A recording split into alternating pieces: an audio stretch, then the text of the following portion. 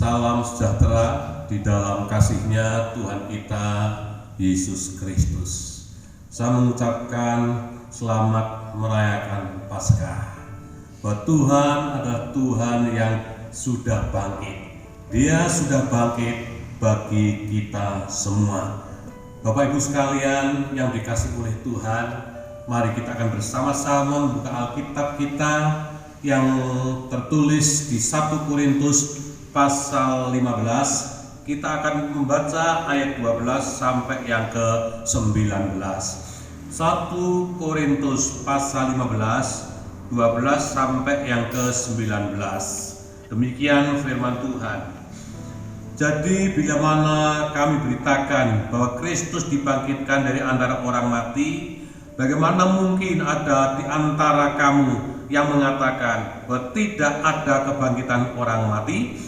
Kalau tidak ada kebangkitan orang mati, maka Kristus juga tidak dibangkitkan. Tetapi andai kata Kristus tidak dibangkitkan, maka sia-sialah pemberitaan kami dan sia-sialah juga kepercayaan kamu. Lebih daripada itu kami ternyata berdusta kepada Allah. Karena tentang Dia kami katakan bahwa Ia telah membangkitkan Kristus, padahal Ia tidak membangkitkannya. Kalau andai kata benar bahwa orang mati tidak dibangkitkan, sebab jika benar orang mati tidak dibangkitkan, maka Kristus juga tidak dibangkitkan. Dan jika Kristus tidak dibangkitkan, maka sia-sialah kepercayaan kamu dan kamu masih hidup di dalam dosamu.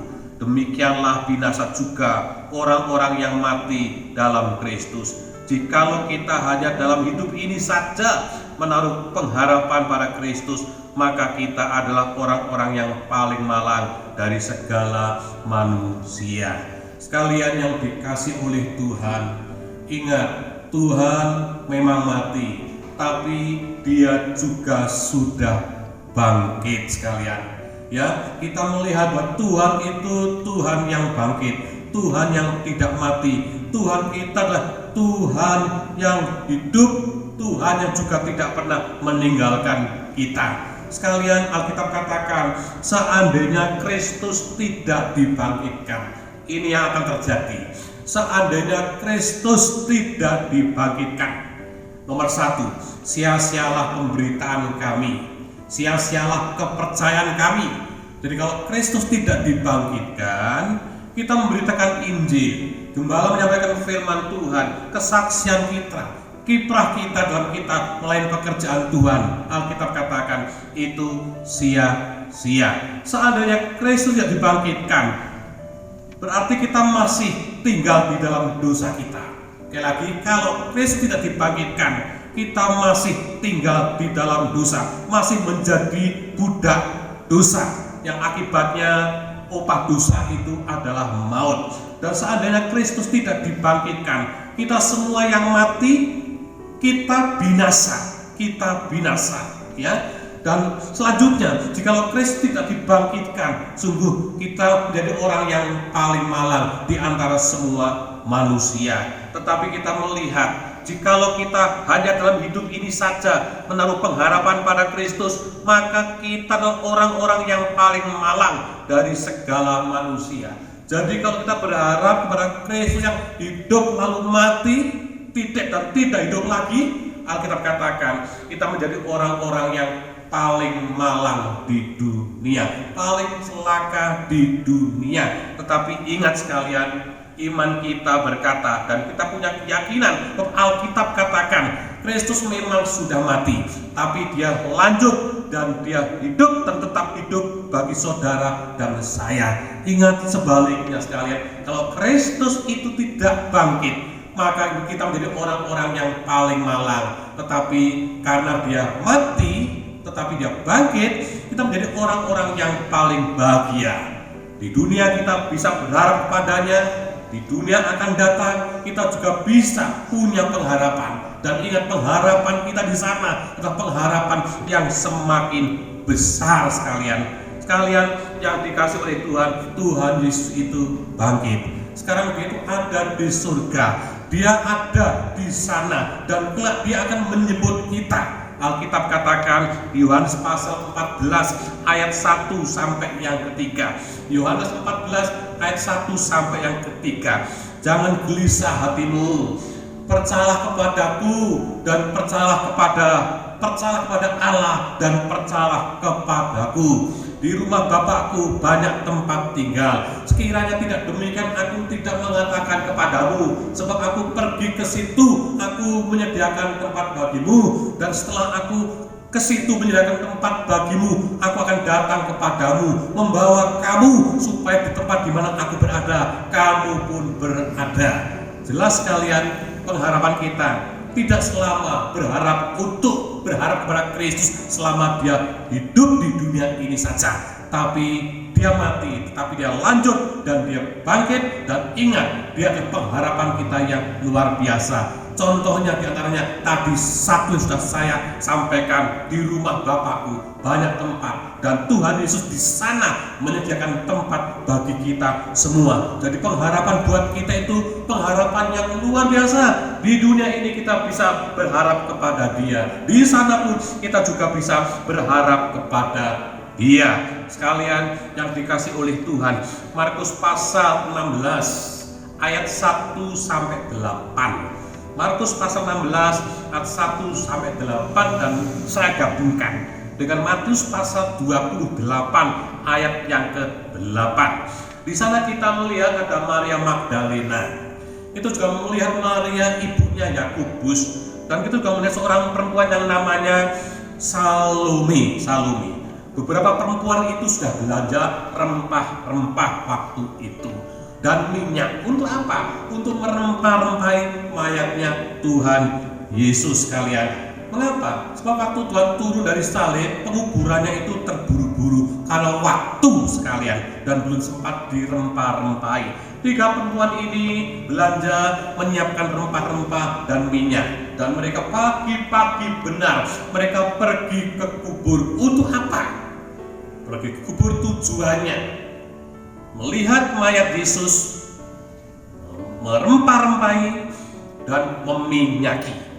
Jadi ingat sekalian, bahkan dalam perjalanan mereka yang dibicarakan ada masalah batu kubur. Siapa yang akan menggulingkan batu itu? Batu yang amat besar itu siapa? Mereka meributkan tentang batu dan siapa buka kubur itu siapa. Jadi dalam perjalanan mereka, batu kubur dalam pikiran mereka, dan mayat Yesus dan merempah-rempahi Yesus dan meminyaki Yesus. Jadi hati mereka hanya dikuasai, pikiran mereka, hati mereka dikuasai batu kuburan Yesus dirempah-rempahi dan diminyaki. Sekalian kita melihat beberapa perempuan itu tentunya sudah putus asa. Mereka masih dirundung duka, masih merasa susah sebab kehilangan orang yang sangat mengasihi dan dikasihi itu. Dan kita melihat sekalian bahwa mereka juga jadi orang-orang yang bukan hanya kehilangan yang dicintainya, tetapi dia menjadi orang-orang yang sudah putus asa dan tidak lagi punya pengharapan. Buktinya mereka mempersiapkan rempah-rempah itu dan minyak itu untuk apa? Pergi ke kubur untuk meminyaki mayat Yesus itu. Jadi pergi ke kubur tujuannya melihat mayat, dan mayat itu dirempah-rempahi dan diminyaki. Tetapi sekalian, ternyata waktu mereka bertiga sampai di kubur, mereka sangat kaget. Ya, mereka sangat kaget. Bukan hanya kaget, tetapi tentunya sangat kagum. Ya, sekalian, karena apa? Batu yang sangat besar itu sudah terguling. Dan mereka melihat masuk di kubur itu, dalam kubur itu, kubur sudah kosong. Yesus sudah tidak ada di tempat di mana ia berbaring. Ada malaikat di dalam kubur itu, ya, dan berkata kepada 3 perempuan itu, kamu semua mencari Yesus yang sudah mati disalibkan itu. Malaikat berkata, lihat di mana dia sudah dibaringkan. Dia sudah tidak ada di sini. Dia sudah tidak ada di dalam kubur ini. Dia berpesan, dia akan bertemu dengan kamu semua dan murid-muridnya di Galilea sana. Pergi katakan kepada murid-muridnya, dia dinantikan oleh Yesus di Galilea sana. Sekalian kita melihat perubahan sikap. hati dan suasana waktu itu. Apa yang terjadi di hati mereka, pikiran mereka, perempuan-perempuan itu yang sudah melihat tentang Tuhan yang bangkit itu. Markus mengatakan mereka ditimpa dengan rasa gentar. Ditimpa berarti melihat situasi, kondisi sekeliling yang luar biasa sangat menggentarkan itu. Bahkan mereka ditimpa oleh kedahsyatan. Mengapa? Dari luar mereka juga melihat kubur yang sudah terbuka itu dan melihat bekas gempa bumi yang ada. Sekalian kedahsyatan dan rasa gentar menimpa mereka. Tetapi di Injil Markus Matius pasal 28 ayat 8 dikatakan beberapa wanita itu meninggalkan kubur dengan rasa takut, tapi juga dengan sukacita yang sangat besar. Tidak hanya takut, tetapi dengan rasa sukacita yang sangat besar. Sekalian, ini luar biasa, perubahan sikap yang luar biasa sekali.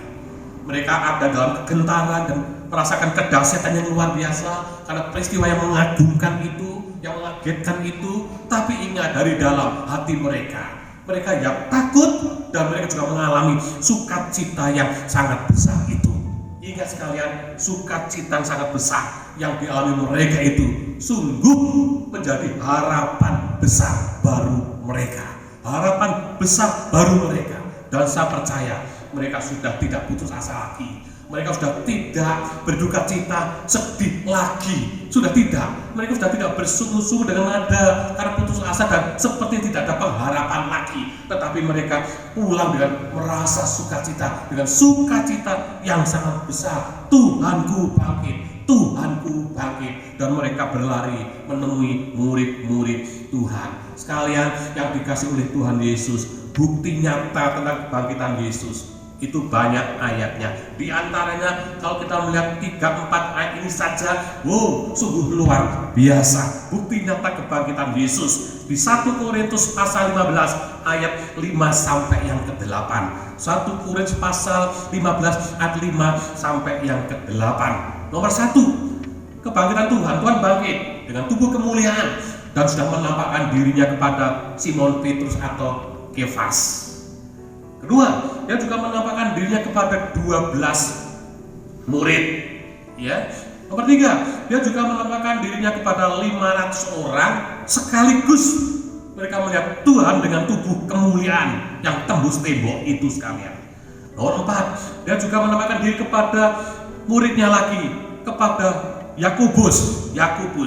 Juga menampakkan diri kepada semua rasul, tentunya 70 rasul yang pernah diutus atau lebih dari 70 yang pernah diutus ke segala penjuru waktu itu. Dan dia juga menampakkan dirinya kepada Paulus sekalian. Bukan hanya kepada Paulus, tapi juga menampakkan dirinya kepada beberapa wanita. Di antaranya wanita tadi yang sudah kita baca dan dengar riwayatnya. Sekalian, bukan hanya itu, tetapi Tuhan juga menampakkan dirinya kepada penjaga-penjaga kuburan. Penjaga-penjaga kuburan itu adalah tentara-tentara Romawi yang luar biasa. Mereka melihat secara langsung gempa buminya, batu tergulingnya.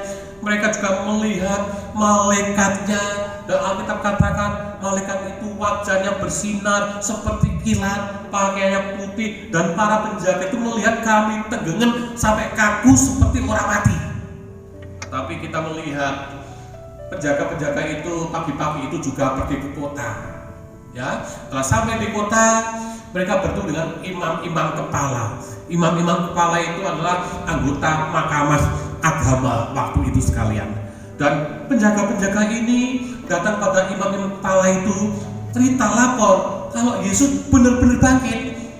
Lalu imam-imam kepala yang mendengar cerita dari penjaga-penjaga kubur yang mengatakan Yesus bangkit itu, ya, mereka bilang seperti ini, rundingan sebentar. Lalu mengeluarkan uang, dan uang sebesar itu, sejumlah besar itu diberikan kepada penjaga-penjaga itu. Untuk apa? Untuk mereka jangan cerita kalau dia sudah bangkit. Jangan cerita kalau Yesus itu hidup lagi, tetapi ceritakan bahwa malam hari waktu kami tertidur lelap, tertidur pulas, para muridnya datang mencuri mayat Yesus. Ingat Ingat, itu berita hoax, berita bohong sampai hari ini. Mana mungkin tentara Romawi yang garang perkasa, terkenal disiplin itu bisa tertidur lelap sehingga ada orang atau murid-murid yang membuka batu yang luar biasa besarnya itu mencuri mayat Yesus. Tidak mungkin. Ini pasti ditertawakan oleh banyak orang. Tapi berita tentang Yesus yang bangkit lalu dibuat berita bohong, dusta mahkamah agama itu bahwa Yesus dicuri oleh murid-muridnya itu. Oh, itu berita itu sungguh tersebar sampai hari ini. Tetapi yang kita tahu, dia bangkit dari antara orang mati, dan dia bangkit sampai hari ini, hidup sampai hari ini, dan sampai hari ini dia ada dan hidup di dalam diri kita masing-masing. Sekalian yang dikasih oleh Tuhan, sungguh Tuhan tidak pernah meninggalkan kita. Tuhan menyertai kita. Dia tidak pernah meninggalkan kita sebagai yatim piatu. Alkitab katakan, sekali-kali aku tidak akan pernah membiarkan kamu, dan sekali-kali aku tidak akan pernah membiarkan kamu. Aku tetap beserta kamu sampai akhir zaman. Sekalian ingat ya, firman Tuhan itu luar biasa. Tuhan di dalam diri kita, kita di dalam Dia. Yang di dalam kita adalah Dia yang tidak mati, Dia yang hidup, dan Dia yang maha segalanya, maha kuasa, dan bisa apa saja.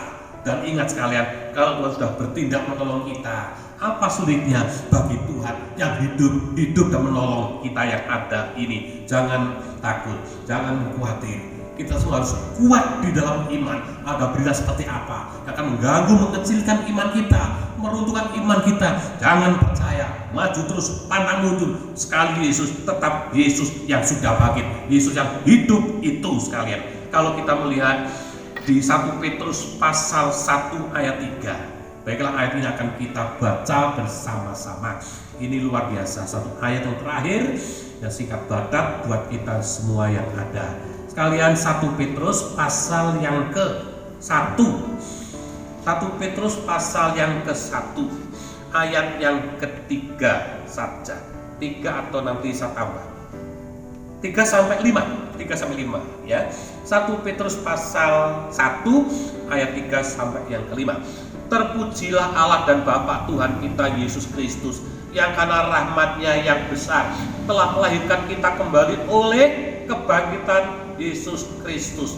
Ingat, kelahiran kembali kita itu hanya oleh iman kita akan kebangkitan Tuhan kita Yesus Kristus. Dibangkitkan dari antara orang mati kepada suatu hidup yang penuh pengharapan. Untuk apa? Untuk menerima bagian yang tidak dapat binasa, yang tidak dapat cemar, dan yang tidak dapat layu, yang tersimpan di surga bagi kamu, yaitu kamu yang dipelihara dalam kekuatan Allah karena imanmu, sementara kamu menantikan keselamatan yang telah tersedia untuk dinyatakan pada zaman akhir. Sekalian, Alkitab katakan, kalau Tuhan tidak dibangkitkan, maka sia-sialah ibadah kita. Ya, sia-sialah iman percaya tahanan kita, dan kita menjadi orang yang masih tinggal di dalam dosa, dan kelak kita akan binasa. Dan kalau kita punya Tuhan yang tidak bangkit, yang mati titik, seperti nabi-nabi lainnya sekalian mati dan tidak ada ceritanya lagi, paling-paling sejarahnya saja yang ada.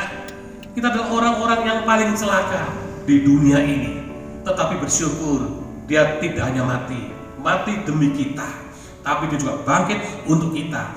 Kita adalah orang-orang yang paling bahagia, dan dikatakan sekalian oleh kebangkitan Yesus Kristus Tuhan itu, iman kita kepada kebangkitan itu, lalu iman itu membuat kita punya pengalaman dilahirkan baru, punya pengalaman kelahiran baru dan lahir baru. Ingat, Alkitab katakan, bagi orang barang siapa yang ada di dalam Kristus adalah ciptaan baru. Yang lama sudah berlalu, yang baru sudah datang. Sekalian, kalau dulu kita menjadi orang yang pemarah, tetapi sekarang penyabar. Ingat, itu kuasa kebangkitan. Kalau kita bisa berubah sikap, tidak sama lagi seperti dulu seperti itu, ya, pemarah, dendam dan lain sebagainya. Tetapi sekarang kita berubah, dan banyak orang yang merasa diberkati sebab hidup kita, hidup baru kita. Ingat, itu kuasa kebangkitan Tuhan. Dan ingat, kuasa kebangkitan itu sudah melahirkan kita menjadi manusia baru, Manusia baru yang apa? Manusia baru dibawa kepada suatu yang penuh pengharapan. Manusia baru yang dibawa kepada sesuatu hidup yang penuh pengharapan. Apa itu? Untuk menerima bagian. Bagian apa? Bagian yang tidak dapat binasa, bagian yang tidak dapat cemar, tidak dapat layu, yang tersimpan bagi kamu di surga. Ingat sekalian, Tuhan itu luar biasa. Sudah bangkit untuk kita. Sudah bangkit, dan kebangkitan yang kita imani itu melahirkan kita menjadi manusia baru yang sedang terus dibawa pada suatu hidup yang penuh dengan pengharapan. Untuk apa? Menerima bagian yang tidak bisa layu, tidak bisa cemar, tidak bisa rusak, tidak bisa binasa, yang tersimpan bagi kita dan sekarang masih ada di dalam surga itu sekalian. Dan sementara kita menantikan Tuhan datang, mengangkat kita, memanggil kita pulang ke sana, ingat sekalian, kita yang beriman dipelihara oleh kekuatan Tuhan. Tanpa Tuhan kita tidak akan kuat, sebab Tuhan dan kekuatannya kita dimampukan, kita disanggupkan, kita bisa melewati hari-hari kita dengan kekuatan yang daripada Tuhan. Sekalian, mari kita bersyukur kepada Tuhan. Rahmat Tuhan yang buat kita itu sungguh luar biasa besarnya, dan yakinlah Dia hidup sekarang bahkan sampai selama-lamanya, dan sungguh Dia adalah satu-satunya harapan hidup kita. Jangan sok takut, khawatir, apalagi putus asa. Jangan, ya, yakin Tuhan itu Tuhan yang sudah bangkit untuk kita, ya. Selamat merayakan Paskah. Tuhan memberkati kita semua. Mari kita akan berdoa bersama-sama. Terima kasih Bapa kami di surga. Bersyukur boleh kembali mendengarkan firman Tuhan tentang kebangkitan Tuhan. Tuhan Yesus, hamba-Mu berhenti berbicara. Mari Roh Kudus memberikan firman itu, setiap kalimat dan kata di dalam diri kami umat Tuhan yang mendengar, dan biarlah firman itu menjadi rema untuk membuat kami jadi orang-orang yang tidak takut lagi, tidak khawatir lagi, tidak was-was lagi, tidak gelisah lagi, apalagi panik dan miris tentang keadaan sedang kami hadapi di negeri tercinta ini. Engkau hidup bagi kami, sungguh Engkau tidak pernah dan tidak akan pernah meninggalkan kami. Terima kasih untuk firman yang mengatakan, bersama masa tuamu aku tetap menggendong kamu. Terima kasih Tuhan Yesus, Engkau baik buat kami semua, dan semua sudah mendengarkan firman tentang kebangkitan ini, dan mereka bersama-sama dengan umat Tuhan yang ada di seluruh dunia dan merayakan Paskah, merayakan kebangkitan Tuhan, kemenangan Tuhan. Mari Tuhan memberkati umat Tuhan, memberkati kami semuanya. Sebentar kami akan meninggalkan tempat duduk kami, kembali ke profesi kami masing-masing. Tuhan yang akan tolong kami, dan kami sangat yakin rahmat-Mu yang luar biasa, belas kasih-Mu yang luar biasa akan memberkati kami hari ini. Terima kasih banyak Bapakku, terima kasih sekalian yang dikasih oleh Tuhan. Mari kita akan angkat tangan bersama-sama menengadah kepada Tuhan.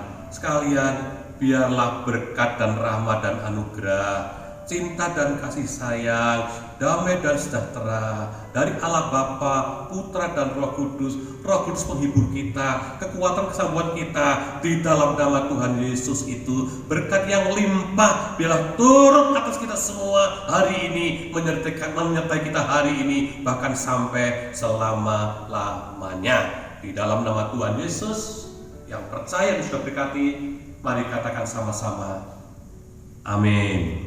Tuhan memberkati.